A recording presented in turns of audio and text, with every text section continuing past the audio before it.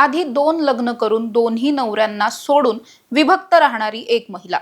तिसरा पार्टनर तिला आवडतो, त्यानंतर त्याच्यासोबत ती लिव्ह इन रिलेशनशिपमध्ये राहायला सुरुवात करते.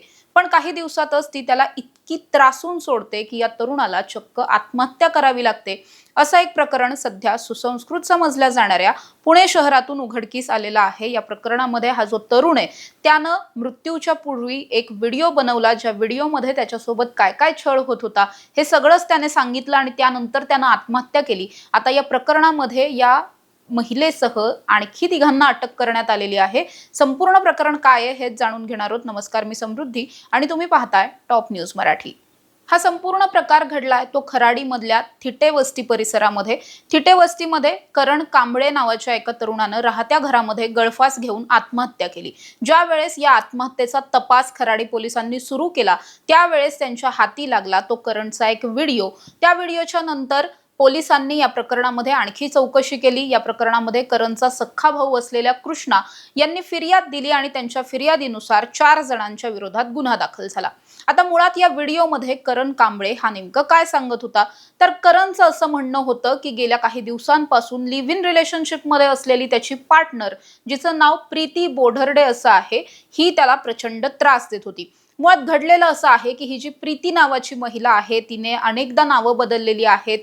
कधी तिला माही म्हणून सुद्धा ओळखलं जायचं, प्रीती सुद्धा म्हणून ओळखलं जायचं.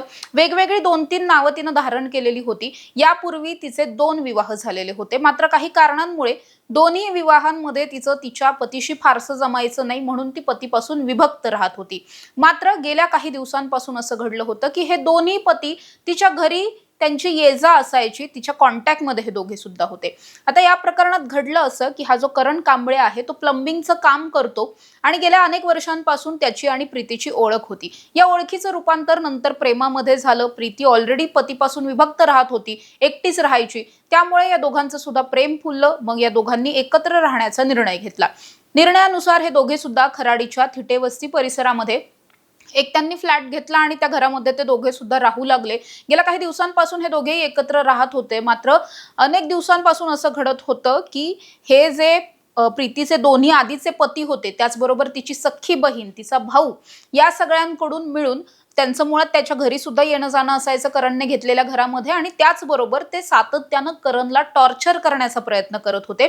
प्रीतीला एक मुलगी आहे आणि हे सगळे जण मिळून करणला असा त्रास द्यायचे की आम्ही तुझ्यावरती बलात्काराचा गुन्हा टाकू किंवा मग या महिलेवरती म्हणजेच प्रीतीवरती तू लैंगिक अत्याचार केलेत अशा पद्धतीचा गुन्हा टाकू किंवा मग प्रीतीची जी मुलगी आहे तिच्यावरती तू लैंगिक अत्याचार केलेस अशा पद्धतीच्या गुन्ह्यामध्ये आम्ही तुला अडकू आणि जर तुला अडकायचं नसेल तर तू आम्हाला काही पैसे दे असं म्हणत सातत्यानं लाखो रुपयांची मागणी त्याच्याकडे केली जात होती. सुरुवातीच्या काळामध्ये त्याने काही पैसे दिले सुद्धा. मात्र नंतर तो या सगळ्याला इतका कंटाळलेला होता की या सगळ्यामुळे त्यानं आत्महत्या करण्याचा निर्णय घेतला. त्यामुळेच या प्रकरणामध्ये असं पाहायला मिळालं की त्यानं व्हिडिओ बनवला, व्हिडिओमध्ये सगळ्यांची नावं घेतली, काय काय झालं हे सगळं सांगितलं आणि त्यानंतर त्यानं राहत्या घरामध्ये गळफास घेऊन आत्महत्या केली.